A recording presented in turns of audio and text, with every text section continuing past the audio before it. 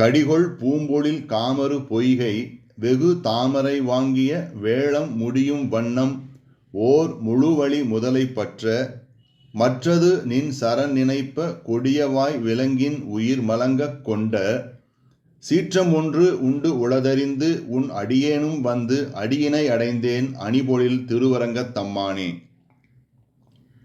வாசனை வீசும் பூக்கள் நிறைந்த நந்தவனங்களால் சூழப்பட்ட அழகிய தடாகத்திலே இருந்த தாமரை மலரை பூஜைக்காக பறித்த கஜேந்திரன் இறக்கும்படி மிகுந்த பலமுள்ள ஒரு முதலை அதை பற்றி இழுக்க யானை ஆதிமூலமே என்று அலற கொடிய பற்களை உடைய முதலை மடியும்படி சினத்தோடு வந்து நீ சக்கரத்தை வீசினாய்.